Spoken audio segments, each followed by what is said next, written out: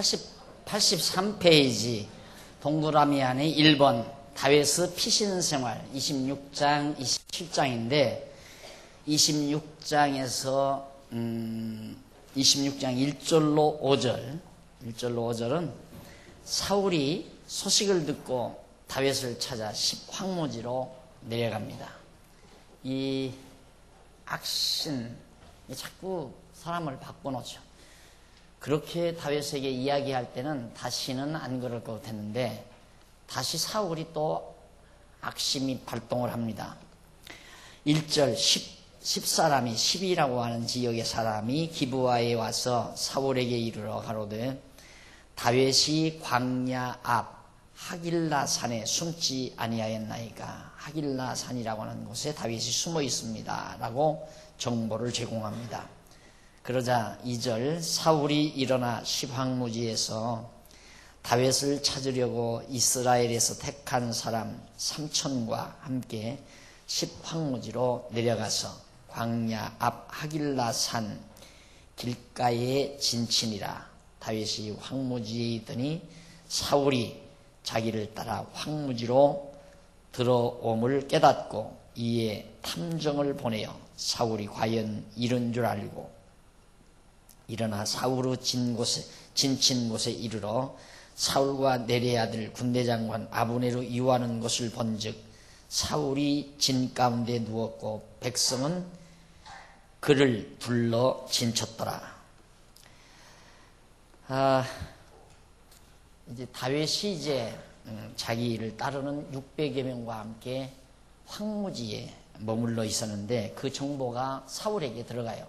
그러자 사울은 다시 다윗에 대한 미움이 발동이 돼서 군대 3,000명을 동원하죠. 600명밖에 안 되는 다윗의 군대, 다윗을 따르는 무리들을 다 잡아서 죽일 작정입니다. 그래서 3,000명을 데리고 이제 황무지에 이제 찾아갔는데 그때 사울이 자기를 따라 황무지로 들어옴을 다윗이 깨달아요.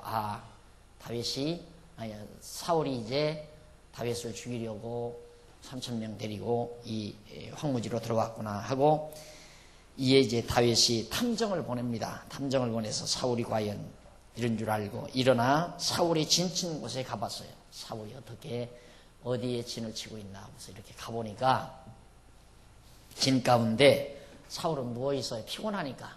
그럴 거 아니에요.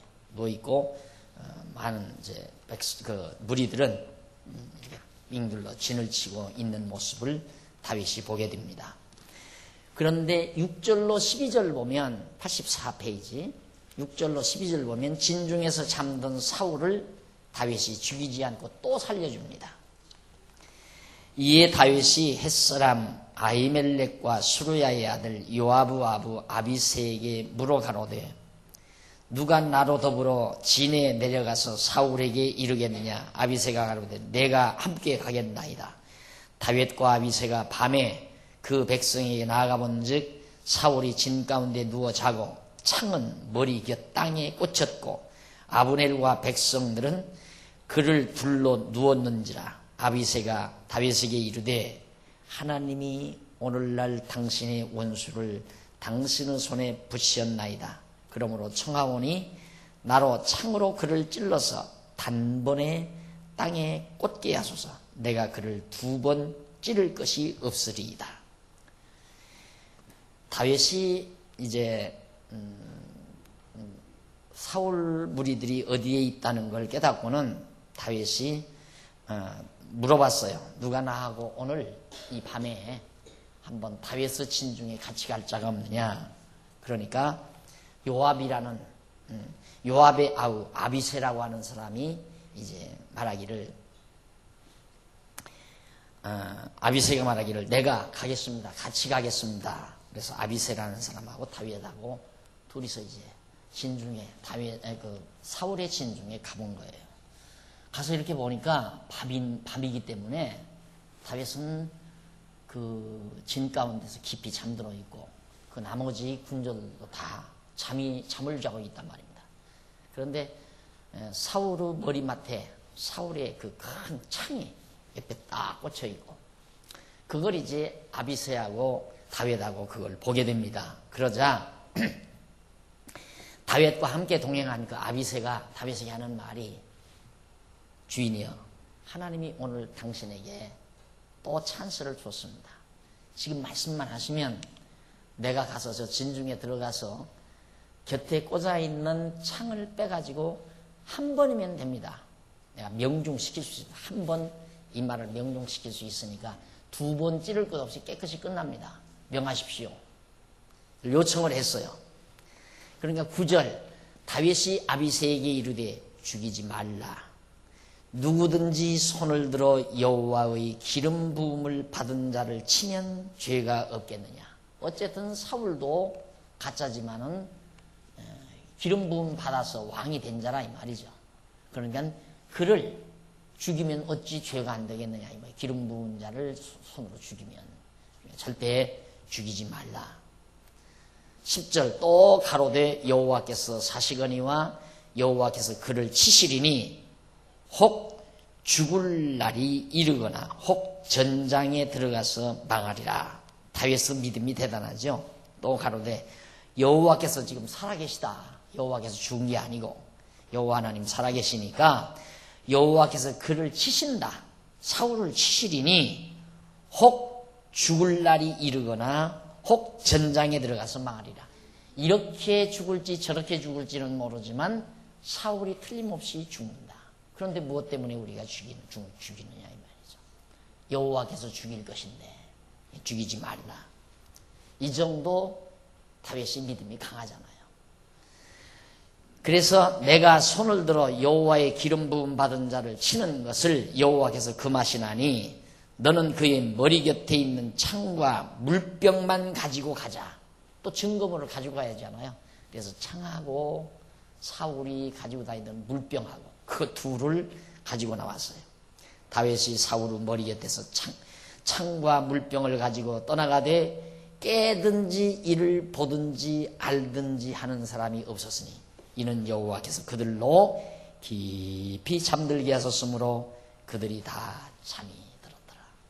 잠도 하나님이 들게 하고 안 들게 하고 다 주관하잖아요. 이게 언젠가 내가 그랬잖아요. 강의할 때 조는 거 내버려 둬야 돼요. 왜? 하나님이 졸게 하는 거니까. 왜? 못 듣게 하시려고. 그 말은 들으면 아직 안 되니까. 그래서 이제 잠들게. 내가 왜 좁니까? 그 말 아마 20여 년이 넘게 우리 교회에서 신앙생활에도 졸지 말란 말 한 번 안 들어봤을 거예요. 그걸 믿으니까 그래요. 졸지 말란 말. 하나님이 졸음을 주는데, 그러니까 졸음도 두 가지거든요. 하나님이 사랑해서 잠을 줘서 조는 사람도 있고, 그렇지 않으면 실족하게 하려고, 말씀 못 듣고 못 깨달아서 실족시키려고 졸게 하시는 방법도 있고, 그러니까 이렇든 저렇든 하나님이 뜻을 이루려고 졸게 하는 거니까 내가 뭔데 졸아라 졸지 말라 그럴 필요 있어요. 졸면 잘 주무십시오. 그래서 오죽하면 자꾸 졸음이 오면 편히 주무시라고 요 밑에다가 이렇게 왜 쉬는 장소 같은 데 가면 뒤로 넘어지는 그런 의자, 안락의자 있잖아요. 그걸 내가 4개인가 5개인가 우리 장로님한테 사다 놔서 그것도 내가 사다 놨어요. 아야, 그거 가서 주무시라고. 졸대면. 그런데 거기 가서는 안 자더라고요. 이건 조는 것도 잠자는 것도 하나님이 다 주관하세요. 그 많은 3,000명이나 되는 사람이 한 사람이라도 집생각 나가지고 참 설칠 사람이 있을 수 있잖아요. 그러면 다윗이나 그 아비새가 가서 창 빼오고 물통 가져오는 거 눈으로 볼 수 있을 거란 말입니다. 그런데 어떻게 그렇게 한결같이 3,000명이나 되는 사람이 다 깊이 잠드느냐 이 말이에요. 하나님이 잠들게 하심으로 그 말이에요. 이렇게 해서 이제 사울이 또 한 번의 모면을 합니다. 다윗으로부터 은총을 또 받지요. 그런 결과로 26장 13절로 16절에 보면 86페이지 다윗이 사울의 군장인 아브넬을 조롱하며 책망을 합니다. 다 물통과 창을 가지고 와서 이에 다윗이 건너편으로 갑니다. 저쪽 건너편으로 가서 멀리 산 꼭대기에 서니 상거가 거리가 아주 멀었습니다. 다윗이 백성과 넬의 아들 아브넬을 향하여 외쳐 가로되 아브넬아 너는 대답지 아니하느냐. 아브넬이 대답하여 그러되 왕을 부르는 너는 누구냐 하고 대답을 합니다. 저만큼 다윗이 이제 물통하고 창하고 가서 건너편으로 가서 꽝을 질러요. 군장, 사울의 군장 아브넬을 부릅니다. 아브넬아, 아브넬아, 너는 누구냐 하고 답변을 합니다. 다윗이 아브넬에게 이르되 네가 용사가 아니냐, 장군 용사가 아니냐, 이스라엘 중에 너 같은 자가 누구냐, 네가 대단한 큰 용사인데 장군인데 그러한데 네가 어찌하여 네 주 왕을 보호하지 아니하느냐. 이놈아, 네가 군장이라면 네 왕을 좀 잘 보호하고 다녀야 되지 않느냐 이 말이죠. 백성 중 한 사람이 네 주 왕을 죽이려고 들어갔었느니라. 백성 중에 어떤 사람이 왕 죽이려고, 사울왕을 죽이려고 그 진중에 들어갔다. 네 행한 이 일이 선치 못하도다. 이놈, 불침번을 제대로 서가지고 왕의 생명을 잘 보호할 일이지, 왕이 주무시는데 너마저 깊이 잠들어서 왕을 사살하려는 자를 보지도 못하고, 이러면서 책망을 합니다. 여호와께서 사시거니와 여호와의 기름 부음 받은 너의 주를 보호하지 아니하였으니 너희는 마땅히 죽을 자니라. 아브넬을 군장을 향해서 호통을 칩니다. 다윗이 이제 왕의 창과 왕의 머리 곁에 있던 물병이 어디 있나 보라. 한번 찾아보라. 이놈아. 왕의 창도 없어지고 왕의 물병도 없어지지 않았느냐. 얼마나 참 안타까운 일입니까. 왕의 사울 왕의 군장으로서는, 아브넬로서는.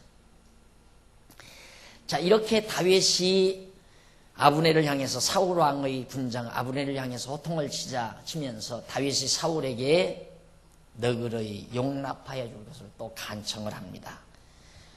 아쉽게 굴 것이 없잖아요. 어떻게 보면 참 다윗이 자존심 상하는 것 같지만 자존심 전혀 안 상하잖아요. 당당하잖아요. 간청하는 것, 이것이 솔직히 못나서 간청하는 게 아니라 사랑의 간청이에요. 그래서 성경에도 보면, 신약에도 보면 교회 안에서는 간구하라고 하잖아요. 간청하라고. 그게 바울이 오네시모에게, 빌레몬에게 간청하잖아요. 바울이 빌레몬에게. 이 빌레몬은 바울의 제자란 말입니다. 제자니까 명령해야죠. 너 이래라. 우리들의 보편적인 생각은 이래라 하고 명령을 해야죠. 그런데 자기의 제자인데도 바울은 명령을 하지 않고 간청을 해요. 그래서 간청이란 강자가 하는 말이지 약자가 하는 말이에요. 신앙 안에서는 사정을 하고 간청을 하고 타이르고 이런 것들은 다 강자가 할 수 있는 일입니다. 그러나 세속적인 입장에서는 간청하는 것은 힘없는 자, 나약한 자가 힘 있는 자에게 애걸 하는 걸 간청이라고 그렇게 생각을 하죠. 그래서 간청도 달라요. 간절히 청한다 이가 아니, 간청도 바로 사랑의 힘으로 하는 간청이 있고, 무능력에서 나오는 간청이 있고, 이건 자존심 상하는 일이죠. 내가 힘이 없으니까 힘 있는 자에게 사정해서 애절하게 자기가 도움을 얻고자 하는 그런 간청, 이건 정말 비열한 거고, 이건 자존심 상하는 거죠. 그러나 이건 자존심 팍팍 사는 간청이에요. 자존심이 팍팍 사는 간청. 이것이 우리 신앙인들에게는 있어야죠. 다윗은 바로 그걸 가지고 있습니다. 왜 그런 힘이 생기는가? 넉넉히 팍 죽일 수 있는 힘을, 그런 환경을 하나님이 자기에게 주었어요. 다윗은 그걸 알아요. 하나님께서는 다윗을 그렇게 시련시키기 위해서, 연단을 시키고 그런 믿음을 갖게 하기 위해서 지금 3차례의 시련을 다윗에게 허락해 주는 거란 말입니다. 그럼 다윗이 주의했어요. 벌써 2번째 시련에서 확인이 됐는데, 그러니까 3번째도 죽이지 않고 도리어 아브넬에게 큰 소리쳐서, 이놈, 내 주인을 모시려면 잘 모셔야지. 백성 중 한 사람이 지금 왕을 죽이려고 들어갔던 너 알고 있느냐 이놈아. 너 창과, 왕이 사용하던 창과 물병을 한번 찾아봐라. 없잖아요.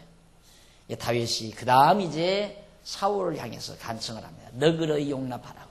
사울이 다윗의 음성을 알아듣고 가로되 또 하여튼 나는 사울은 직접 보지는 못했지만 남보다 머리 하나가 더 있다는 건 알고 있거든요. 앞에서 얘기했기 때문에. 체통이 커요. 우리가 보통 이렇게 보기는 몸집이 크면 묵직할 것 같잖아요. 몸집이 크면. 그런데 어떻게 사울이 이 모양이냐 이 말이에요. 핵다. 금방 또 변질해. 금방 죽이려다가 또 금방 아들아, 내 아들아, 아들 다윗아, 이것이 네 음성이냐? 다윗이 가로되 내 주 왕이여 내 음성이니이다. 또 가로되 내 주는 어찌하여 주의 종을 쫓으시니까? 무엇 때문에 나를 이렇게 쫓아다닙니까? 내가 무엇을 하였으며 내 손에 무슨 악이 있나이까? 청컨대 내 주 왕은 이제 종의 말을 들으소서. 만일 왕을 격동시켜 나를 해하려 하는 이가 여호와시면 여호와께서는 제물을 받으시기를 원하나이다. 만일 인자들이라면 그들이 여호와 앞에 저주를 받으리니 이는 그들이 이르기를 너는 가서 다른 신들을 섬기라 하고 오늘날 나를 쫓아내어 여호와의 기업에 붙지 못하게 함이니이다. 나를 해하려는 자가 여호와께로 말미암았다면 내가 죽을 것이고, 나를 해하려는 것이 인간에 의해서 그렇다면 그 사람들이 벌을 받을 겁니다. 그러니 왕 날 쫓아다니지 마십시오. 예, 절대 다윗은 자기가 원수를 갚지 않으려는 강한 믿음을 지금 굳히고 있는 겁니다. 그래서 오늘날 그런즉 청컨대 20절 그런즉 청컨대 여호와 앞에서 먼 이곳에서 이제 나의 피로 땅에 흐르지 말게 하옵소서. 이는 산에서 메추라기를 사냥하는 자와 같이 이스라엘 왕이 한 벼룩을 수색하러 나오셨음이니이다. 사냥하는 자가 메추라기, 새지요. 사냥하는 사람이 새를 잡으려 오는 것처럼 한 왕이 어째서 이 벼룩 같은 작은 별 볼 일 없는 이 작은 다윗을 잡으려고 이렇게 쫓아다닙니까? 하면서 이제 마음을 돌이키시라고 다윗이 신신당부하며 간청하는 내용입니다.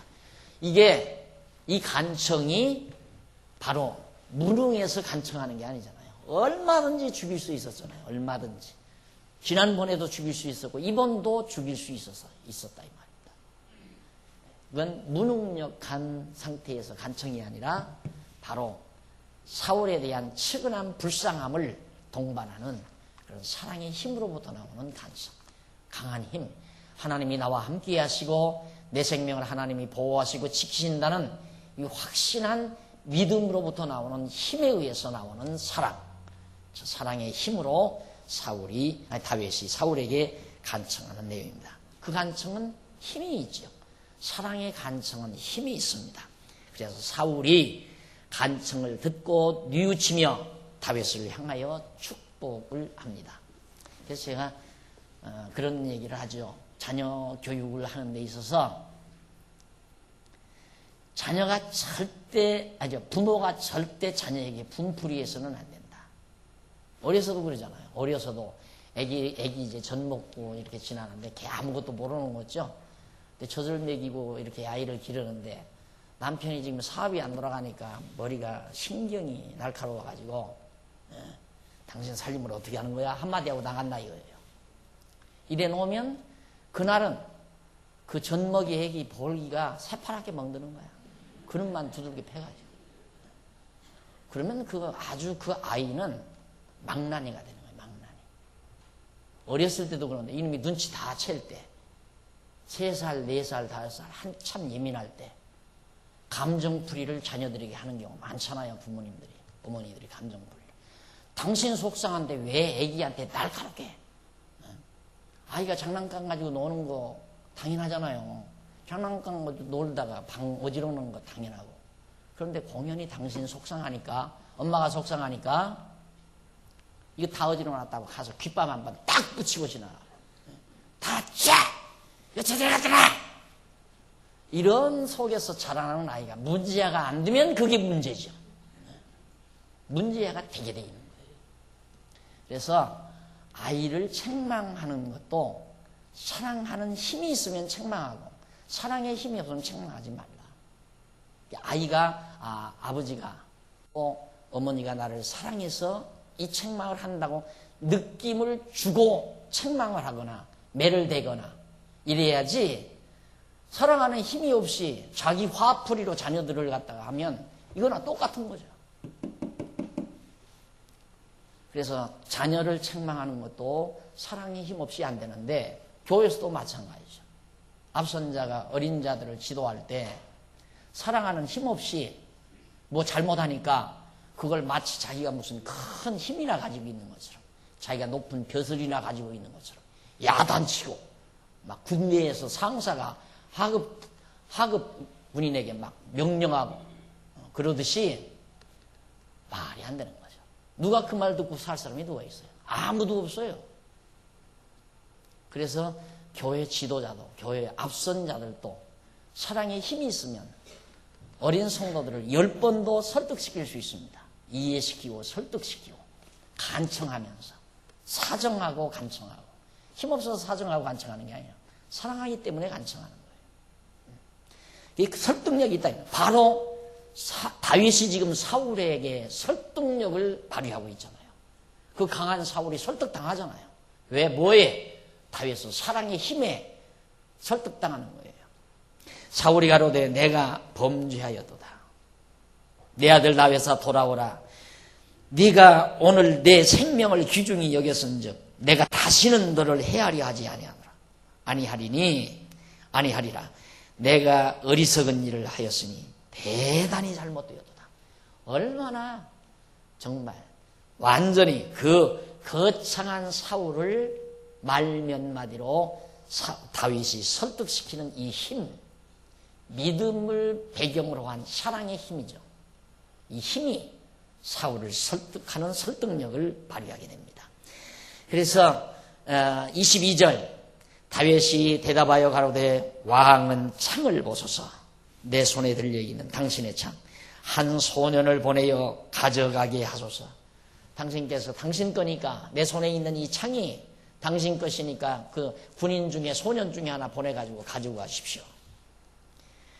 여호와께서 각 사람에게 그 의와 신실을 갚으시리니 이는 여호와께서 오늘날 왕을 내 손에 붙이소서되 나는 손을 들어 여호와의 기름 부음을 받은 자 치기를 원치 아니하였음이니이다. 오늘 또 하나님이 당신 생명을 내게 붙였는데 내가 당신을 죽이기를 원치 아니하고 창만 지금 뽑아왔습니다. 오늘날 왕의 생명을 내가 중히 여긴 것 같이 내 생명을 여호와께서 중히 여기셔서 모든 환난에서 나를 구하여 내시기를 바라나이다. 당신 생명을 내가 귀중히 여기는 것처럼 하나님도 내 생명을 귀중히 여긴다. 그러니까 어떤 환난 속에서도 하나님은 나를 보호하시고 지켜주십니다. 사울이 다윗에게 이르되 내 아들 다윗아 네게 복이 있을지로다. 네가 큰 일을 행하겠고 반드시 승리를 얻으리라. 그냥 하여튼 사울도 그걸 믿는데 하나님이 다윗을 그렇게 세우실 걸 믿으면서도 악신이 들어가니까 그렇게 사울이 작용을 하는 거죠. 다윗은 자기 길로 가고 사울은 자기 곳으로 돌아갔더라. 무사히 또 한 번의 위기를 사울이 넘기게 됩니다. 자, 이렇게 다윗은 왕으로서의 너그러운 마음, 지도자는 가장 중요한 것이, 적어도 한 나라의 통치자는 가슴을 넓히는 일입니다. 마음을 넓히는 일. 마음을 넓히는 일은 마음이 먼저 넓어지는 게 아니라 보는 시각이 넓어야 됩니다. 보는 시각이 넓어져야 돼요. 예, 넓은 시각을 보면 마음을 넓게 펼칠 수 있습니다. 좁은 시각을 보면 마음이 좁아지게 돼 있어요. 그 넓은 시각을 본다는 게 뭡니까? 그게 지혜 아니에요. 하나님께서 참 영원전 계획하시고 작정하신 뜻을 시간 세기 안에서 펼쳐가는 이 전체적인 하나님의 뜻을 이해하는 지혜. 그게 아주 얼마나 넓게 보는 겁니다. 세상을 넓게 보면 마음도 넓어지게 돼 있다 이 말이에요. 이게 다윗은 하나님의 섭리를 알죠. 그러잖아요. 하나님께서 자기를, 유다 지파인 자기를 왕으로 선택해서 이스라엘의 왕위에 올려 앉혀 놓을 것을 다윗은 알고 있고 약속을 받았고, 그러니까 하나님의 뜻을 하니까 얼마나 마음이 넓어요. 보는 시각이 얼마나 넓으냐 이 말이죠. 그 시각이 넓으니까 자기를 미워서 죽이려고 하는 사울도 얼마든지 용납할 수 있는 너그러운 마음을 가지게 되는 거죠. 그래야 나라를 다스리죠. 안 그래요? 나라의 통치자로 앉아가지고 자기 집안이나 생각하고 자기 아들들이나 생각해서 그냥 돈 뭉치 싸가지고 대대손손 손자들에게까지 빌딩 사주고, 이런 옹졸하고 돌머리 같은 인간들이 나라를 다스리면 백성들이 고생하는 거라 이 말이에요. 넓게 보고 크게 보고 세상을 보고 하나님의 섭리를 보고, 그래서 넓은 마음을 가지고 지혜를 발휘해야, 그래야 한 나라의 지도자로서 통치자로서 백성을 이끌어 가기에 하나님께서 다윗을 이처럼 연단시키시고 훈련시키는 거란 말입니다. 세 차례의 모진 훈련을 다윗이 지금 받고 있는 겁니다. 27장 1절로 4절에 보면 다윗이 사울을 피하여 블레셋 사람의 땅인 가드로 돌아갑니다. 자, 그렇게 여러 번 사울을 용서해도 이번에도 또 모르잖아요. 또 어떻게 사울이 마음이 바뀔지. 그러니까 다윗이 이때는 사울을 피해서 국내에 있으면, 이스라엘 땅 국내에 있으면 계속해서 사울이 괴롭히니까 블레셋 사람 땅인 가드라고 하는 곳으로, 가드성으로 망명을 떠나요. 다윗이 그 마음에 생각하기를 내가 후일에는 사울의 손에 망하리니 블레셋 사람의 땅으로 피하여 들어가는 것이 상책이로다. 후일에 사울이 또 추격해서 자기를 괴롭히고 망하게 할 것이니까 여기서 아야 망명하는 게 좋겠다 해서 사울이 이스라엘 온 경내에서 나를 수색하다가 절망하도록 사울로 하여금 절망시키게 하려고 망명을 떠납니다. 가드라는 곳으로. 내가 그 손에서 벗어나리라 하고 2절 일어나 함께 있는 600인으로 더불어 가드왕 마오그 아들 아기스에게로 건너가니라. 사실 가드도 위험한 곳이거든요. 지난번에도 앞서도 가드라는 지역으로 갔다가 블레셋 땅으로 갔다가 야, 저 사람이 사울은 천천히 다윗은 만만히로다 했던 우리 골리앗 장군을 죽였던 고 다윗 아니냐? 이게 들통나가지고 막 미친 짓 해가지고 침을 질질 흘리고 대문에다가 문짝에다가 막 낙서를 해가면서 바보짓 미친 짓 해가지고 겨우 피신 나왔잖아요. 그러니까 다윗으로서는 굉장히 사울의 그 집념, 다윗을 자기를 죽이려는 그 집념 앞에 못내 힘든 거죠. 그런 가운데서도 그렇게 용서하고 살려준다고 하는 것은 그건 사실 다윗의 마음이 아니죠. 하나님이 그에게 너그러운 마음을 주고 용서할 마음을 주고 그런 가운데서 믿음을 갖게 만드시고 하나님께서.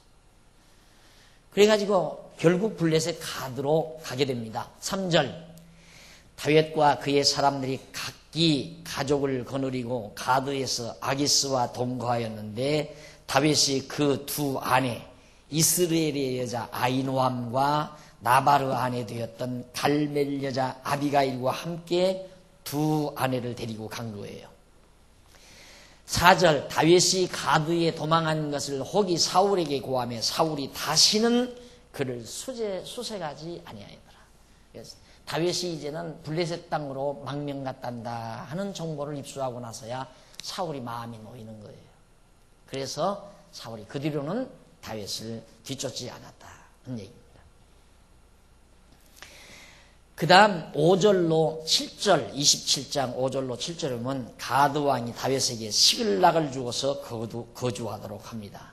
자, 600명이나 되니까 그냥 어떻게 살 수는 없잖아요. 그러니까 시글락이라고 하는 작은 지역 하나를 다윗에게 배려를 해줘요. 그러니까 나는 지금 내 나라에서 쫓겨서 이쪽으로 망명을 왔다 그러니까 그래도 그 당시에도 그 망명원자들을 받아들이는 그런 결례가 국가 간에 있었던 것 같아요. 그런 거 보면. 다윗과 그 600명을 받아서 그들이 거주할 수 있는 시글락이라고 하는 지역을 다윗에게 주어서 거주하도록 배려를 합니다. 다윗이 아기스에게 이르되 내가 당신께 은혜를 받았거든 지방 성읍 중 한 곳을 주어 나로 거하게 하소서. 당신의 종이 어찌 당신과 함께 왕도에 거하리이까. 그 가드라고 하는 것은 왕이 거하는 곳인데, 왕이 거하는 곳에 내가 어떻게 감히 같이 거할 수 있습니까? 그러니까 어디에 자그마한 도성 하나를 나에게 주시면 거기서 차분하게 당신 말 잘 듣고 절대 당신에게 해를 끼치지 않고 잘 살겠습니다 하는 서약이죠. 아기스가 그날의 시글락을 그에게 주었으므로 시글락이 오늘날까지 유다 왕에게 속하니라. 그러니까 이 말씀 지금 사무엘상 여기를 기록하는 날까지 그 시글락이라고 하는 지역이 유다 땅이 돼버린 거예요. 왜? 다윗이 가서 거기를 살았기 때문에, 결국 유다인들이 자리 정하고 살았기 때문에. 그래서 유다 왕에게 속하니라. 7절 다윗이 블레셋 사람의 지방에 거한 날수는 1년 넉 달이더라. 1년 4개월 동안 바로 다윗이 피신해서 살게 됐습니다. 그 다음 8절로 12절 보면 92페이지 다윗이 올라가서 그술과 기르스와 아말렉을 침노하는 내용이 나와요. 8절 다윗과 그의 사람들이 올라가서 그술 사람과 기르스 사람과 아말렉 사람을 침노하였으니 그들은 옛적부터 술과 애굽 땅으로 지나가는 지방 거민이라. 이게 이제 이렇게 나그네들이죠, 나그네들. 그래서 그들은 어떤 사람이냐면 술과 애굽 땅으로 그렇게 예적부터 왕래하는 그런 사람들. 그러니까 그렇게 지나가다가 어디 적당한 곳이 있으면 겁탈하고 강도질도 하고 그렇게 해서 살아가는 그 아말렉 족속 유명하잖아요. 아말렉. 그들은 일정한 거주지가 없어요. 거주지가 없이 다니다가 어디 취약지구가 있으면 그냥 덮쳐서 성 전체를 다 탈취해서 가지고 가서 한동안 먹고 살고 또 가다가 그렇게 해서 살아가는 그런 무리들인데 다윗이 그들을 다 쳐버렸어요. 다 진멸시켰다 이 말이죠. 그래서 다윗이 9절 다윗이 그 땅을 쳐서 남녀를 살려두지 아니하고 양과 소와 나귀와 약대와 의복을 취하고 돌아와서 아기스에게 이르매 아기스가 가로되 너희가 오늘은 누구를 침노하였느냐. 다윗이 가로되 유다 남방과 여라무엘 사람의 남방과 겐 사람의 남방이니이다. 다윗이 그 남녀를 살려 가드로 데려가지 아니한 것은 그의 생각에 그들이 우리에게 대하여 이르기를 다윗의 행사가 이러하며 블레셋 사람의 지방에 거하는 동안에 이같이 행하는 습관이 있다 할까 두려워함이었더라. 아기스가 다윗을 믿고 말하기를 다윗이 자기 백성 이스라엘에게 심히 미움을 받게 하였으니 그는 영영이 내 사역자가 되리라 하니라. 다윗이 결국 친자는 아말렉도 지나다니는 아말렉도 치고 그 지나다니는 남쪽 유다 땅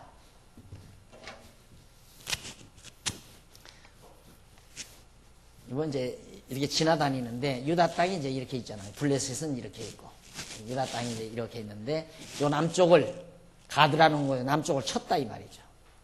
일이 이제 지나가는 노정인데 그 아말렉 족속들이 그러니까 아말렉 지나가는 사람도 치고 이 지역도 치고 그러니까 유다 족속을 친 거죠. 근데 가드왕이 있다가 하는 말이 너 오늘 누구를 쳤느냐 그러니까 이 남쪽 유다 땅 남쪽 이 사람들을 쳤습니다. 그러니까 가드왕이 있다가 생각하기를 아기스가 생각하기를 이제 요 다윗이 진짜 이스라엘 왕 사울에게 진짜 미움을 받게 된 거구나. 제 민족을 쳤으니까 제 족속을 쳤으니까 그래서 아기스가 안심을 하는 거예요. 이러면 이제 완전히 우리 편이로구나. 그렇게 해서 자기 편 된 줄 알고 그 아기스라는 사람이 다윗을 즐겁게 맞아주고 역시 자기가 포용을 하게 됩니다. 그렇게 해서 이제 8절로 12절에서 그런 사건이 있은 이후에 그 다음 다윗이 갈등하는 장면이 나와요.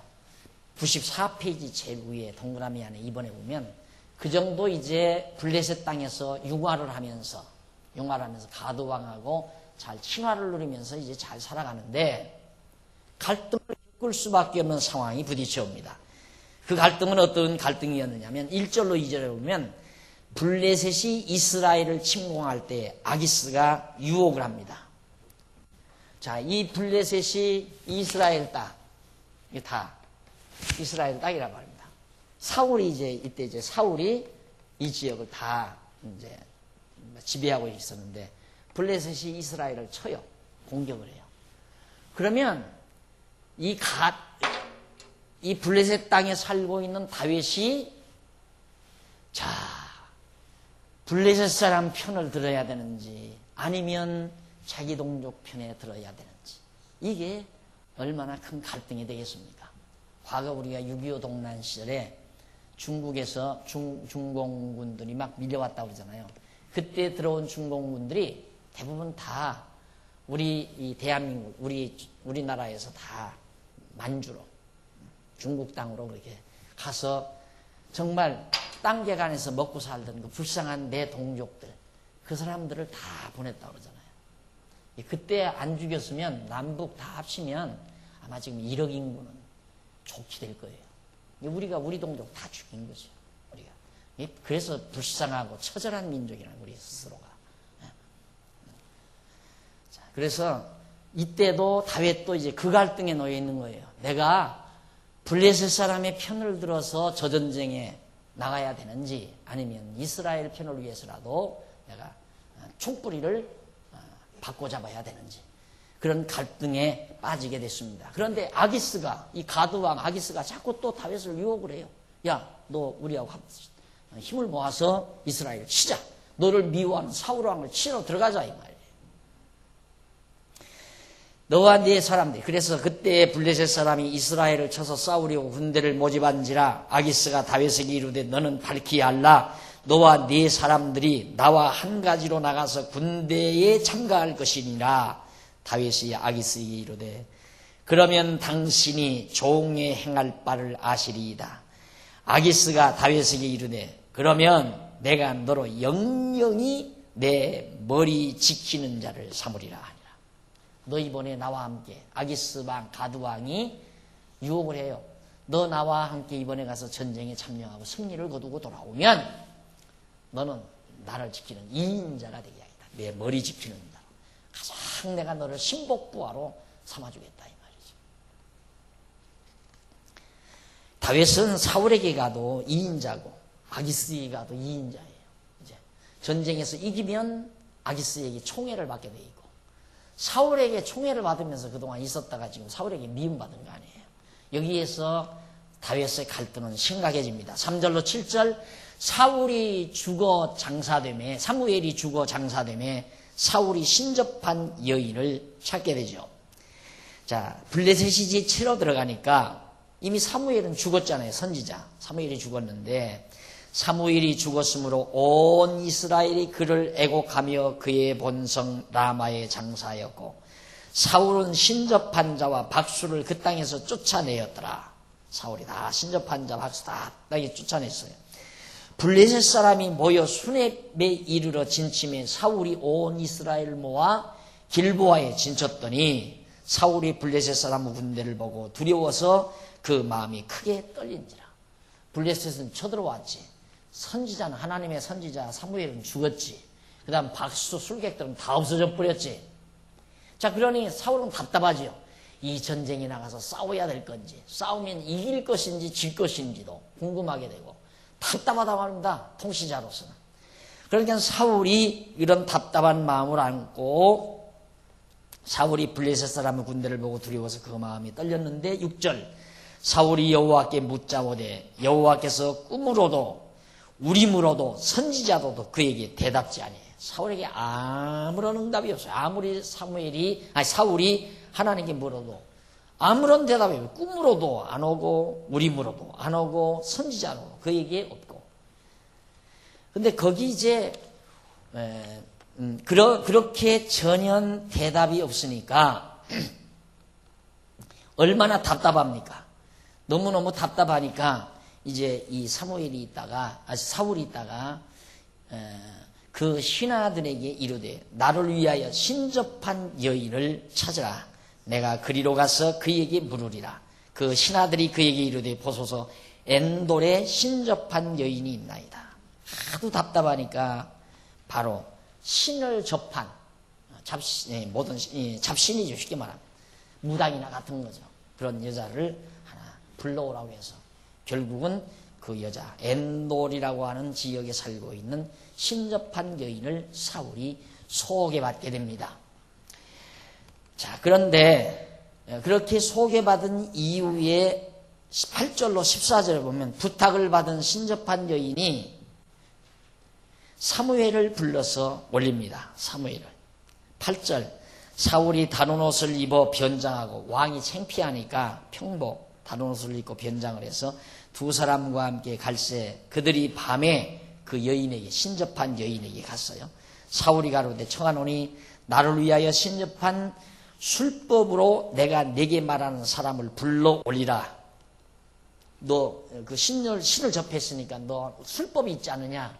그 술법을 통해서 사울이 말하는 사람을 불러올리라, 찾아올리라 이 말이죠.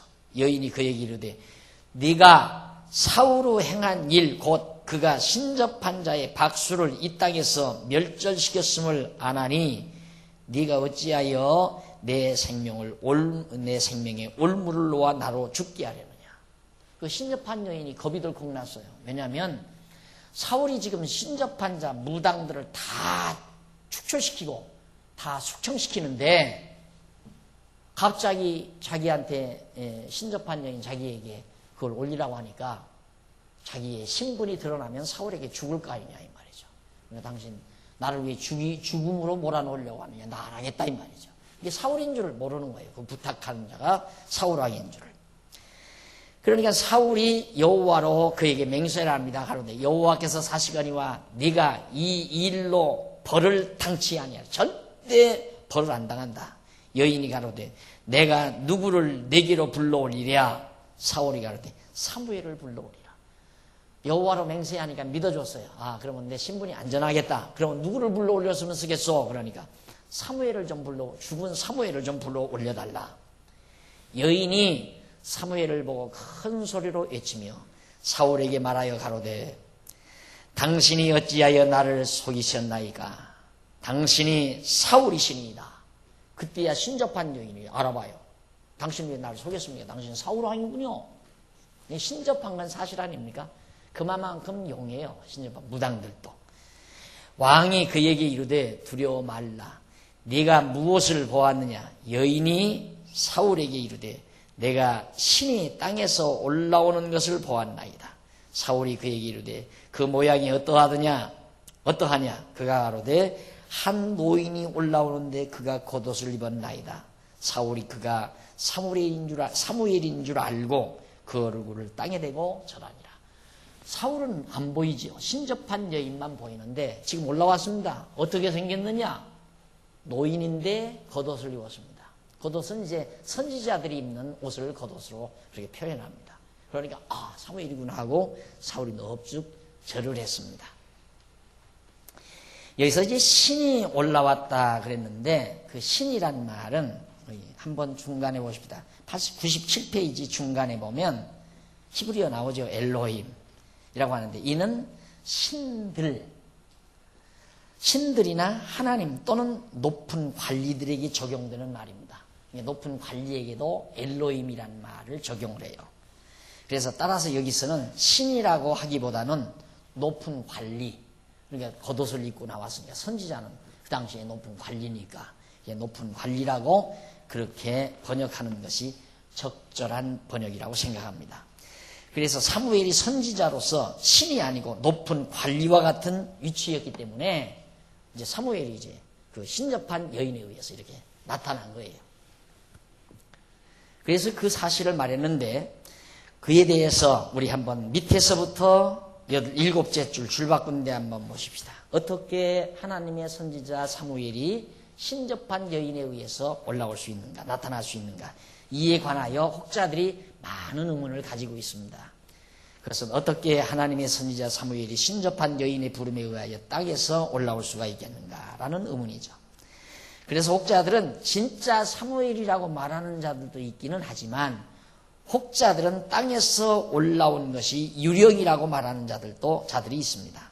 이와 같은 견해는 사단이나 거짓 잡신에 대한 오해에서 오는 것인데 그 여인에게 접한 신은 물론 사단에게 지배를 받는 잡신에 불과합니다. 그러나 이와 같은 신들도 전능자 하나님의 지배 아래 있어서 여호와 하나님의 뜻을 아는 데 쓰임받는 사자의 일종인 것이 분명하죠. 하나님께서는 악신도 다 써요. 잡신도 쓰고 사단의 영도 쓰고. 앞에서 우리 다 배웠잖아요. 그래서 하나님께서는 의인 욥을 사단에게 내어주어 온갖 환난을 겪게도 하신 것뿐만 아니라 그리스도이신 예수를 마귀에게 붙여 시험을 치르게도 하시는 일들을 우리는 성경에서 얼마든지 찾아보죠.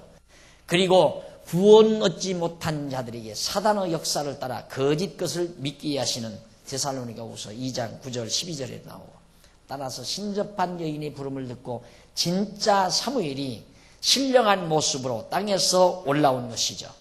그것은 그가 예언한 것이 그대로 이루어지는 사실을 보아서도 분명히 알 수 있습니다. 또 신접한 여인이 불러낸 사무엘이라고 하는 영이 그대로 예언했는데 예언대로 그대로 되어지는 거예요. 그러니까 참 선지자인 사무엘이 올라온 것이 분명하죠. 그런데 학자들 간에는 어떻게 신접한 여인이 거룩한 하나님의 종 사무엘을 불러낼 수 있느냐, 이것에 대해서 자꾸 의문을 가지는데, 아까도 말했지만 어떻게 하나님이 마귀를, 사단을 욥에게 붙여서 욥을 시험하게 만들고, 어떻게 예수님 앞에 마귀가 다가와서 예수님을 시험하는 그런 일은 어떻게 일어나겠어요? 전부가 다 악신이나 선한 영이나 다 하나님이 다 지배하는 거기 때문에 이 신접한 여인을 통해서도 하나님의 뜻을 이루어가는 것이 분명하다는 사실을 다시 한번 확인해 드립니다. 그 다음 28장 15절로 19절, 사무엘은 사울이 블레셋에게 망할 것을 예언해 주죠. 그 신접한 여인에 의해서 나타난 사무엘이 예언을 해요. 예언을 하는데 사울이 블레셋에게 의해서 망한다. 사울 망한다 이 말이에요. 그러니까 다윗이 믿은 대로 되잖아요. 다윗이 믿은 대로. 다윗이 사울은 죽을 자이기 때문에 틀림없이 병이 들어서 죽거나 명대로 살다 죽거나 아니면 대적의 손에 죽거나 하나님이 죽이실 자이다. 그런데 우리가 왜 죽여야 되느냐? 다윗이 앞에서 그렇게 말했는데 진짜 하나님께서 블레셋 사람들의 전쟁을 통해서 사울 왕이 죽도록 섭리하신 겁니다. 왜 사울 왕이 죽도록 하는가? 그래야 다윗이 왕위에 오르잖아요. 세 차례의 시련이 다 끝났는데 하나님께서 시련 다 끝내서 왕으로서의 훈련을 다 마쳤으면 이제는 왕자리에 앉혀놔야 되잖아요, 다윗을. 사무엘이 사울에게 이르되, 이제 사무엘은 죽은 사무엘이 그 영이 올라와서 신접한 여인이 부름받아가지고 예언하는데, 네가 어찌하여 나를 불러 올려서 나로 분욕해 하느냐? 사울이 대답하되, 나는 심히 궁금하나이다. 내가 지금 급하게 됐습니다.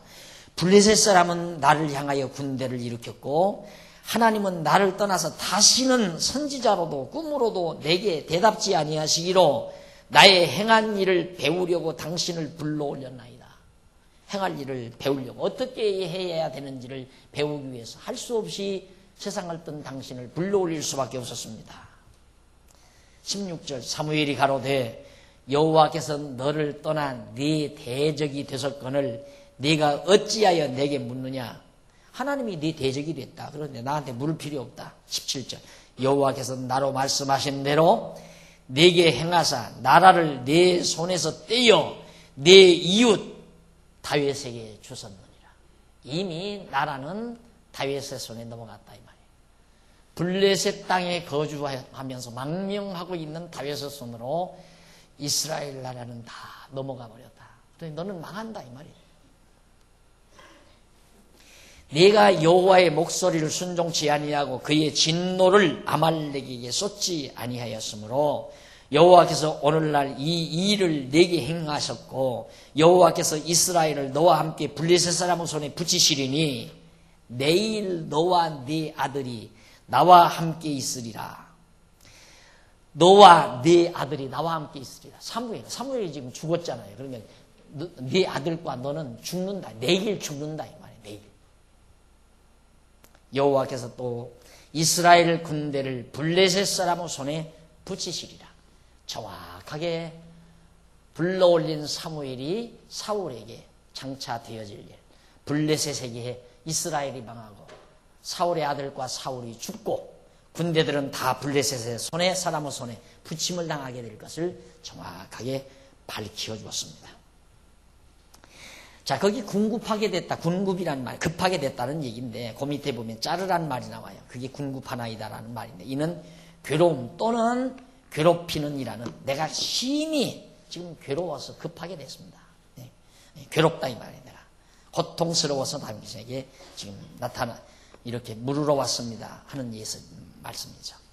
우리는 두말할 것 없이 하나님께서 다윗을 예선해 놓았다는 건 다 알고 있잖아요.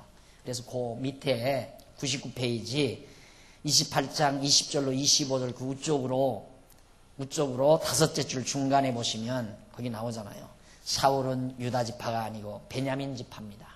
그러니까 왕 될 자격이 없어요. 왜냐하면 그 이전에 창세기 49장 10절에 보면 야곱이 유다에게 네게서는 왕의 올이 떠나지 아니하고 실로가 오시기까지 7위자의 지파이가 떠나지 않는다.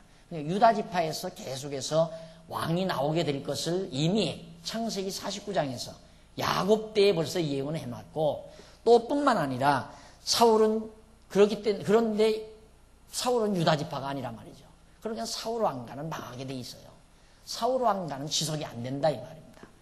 당연히 사울은 여호와께서 언약하신 바가 없는 왕가이기 때문에 당연히 망하게 되고, 이는 여호와께서 사무엘에게 유다 사람 이새의 아들 중에서 한 왕을 예선하였다고 말씀하신 뜻을 이루는 그런 섭리, 사무엘상 16장 1절에 나오는 얘기죠.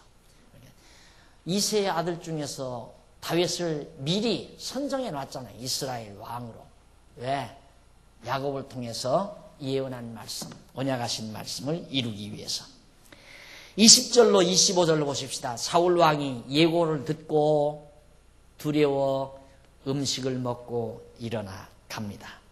사울이 갑자기 땅에 온전히 엎드러지니 이는 사무엘의 말을 인하여 심히 두려워하며 또 그 기력이 지나였으니 이는 그가 종일 종야에 식물을 먹지 못하였음이니라. 그러니 우리가 즐거운 말을 듣고 산다는 게 얼마나 좋은 일입니까? 비보를 들었잖아요. 사울이 비보를 들으니까 당장 맥이 풀리는 거죠. 기운이 쫙 빠지는 거예요. 인간 잘났다고 펄펄대는 거 아무것도 아니에요, 여러분. 그건 믿으면 안 돼요. 그러니 우리가 늘 이렇게 힘있는 말씀, 살아있는 말씀, 생명의 말씀, 하나님의 말씀을 듣고 산다는 것은 대단한 거죠.